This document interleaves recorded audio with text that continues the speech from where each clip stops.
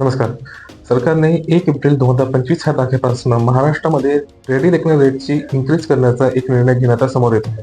याच्यामुळे काय होणार आहे, की तुमची जी प्रॉपर्टी तुम्ही पर्चेस करण्याची इच्छा ठेवत आहे, चाहे तो प्लॉट असो किंवा तो फ्लॅट असो किंवा इंडिपेंडंट बंगलो असो, रो हाऊस असो, कुठलीही प्रॉपर्टी जेव्हा तुम्ही पर्चेस करण्याचा विचार कराल, त्यावेळेस तुम्हाला आत्ता असलेल्या दरापेक्षा जास्त दरामध्ये ती प्रॉपर्टी पर्चेस करावी लागू शकते.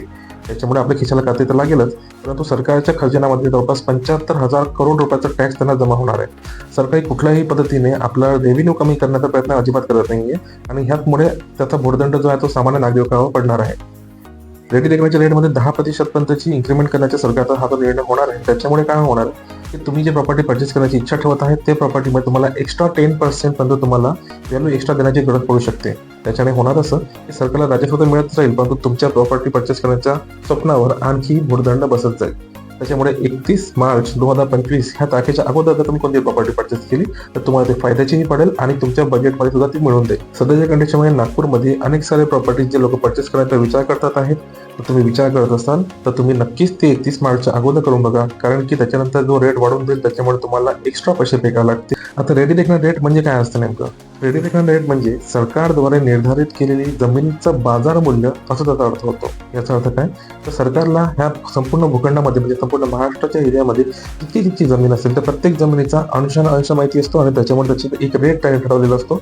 जसं की शेती असेल तर शेती इतक्या किमतीमध्ये गेली पाहिजे, जमीन असेल जे प्लॉटचं जमीन असेल तिथं त्याचा रेट किती असला पाहिजे, हे सगळे रेट ठरत असतात त्या एरियामध्ये होणाऱ्या डेव्हलपमेंटच्या अनुसार. नागपूरमध्ये होत असलेल्या डेव्हलपमेंटच्या अनुसार सध्या सरकार प्रत्येक ठिकाणी रस्ते बनवते आहे, मेट्रोची व्यवस्था करण्याचा प्रयत्न करतात आहे. त्याच्या व्यतिरिक्त पाण्याची व्यवस्था असेल, इलेक्ट्रिकची व्यवस्था असेल, गव्हर्नमेंट कॉलेजेस असतील, स्कूल्स असतील, इन्स्टिट्यूशन असतील, गव्हर्नमेंटचे अनेक ऑफिस असतील, असे बरेच सारे प्रोजेक्ट जे आहेत सरकारचे ते चालू आहेत आणि ते पण न्यू नागपूर एरियामध्ये चालू आहे. त्याच्यामुळे न्यू नागपूर एरियामध्ये जे आहे रेट नेहमी इन्क्रीज होत जातो आहे.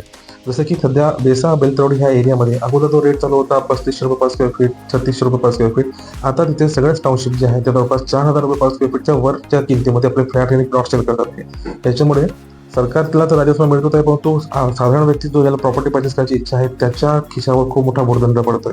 जर तुम्हाला वाटत असेल की तुम्ही प्रॉपर्टी पर्चेस करावी परंतु तुम्हाला ते आत्ताच्या रेटमध्ये मिळावी, तर तुम्हाला 31 मार्च 2025च्या अगोदरच हे सगळं प्रॉपर्टी पर्चेस करण्याबद्दल आत्ताच विचार करावा लागेल.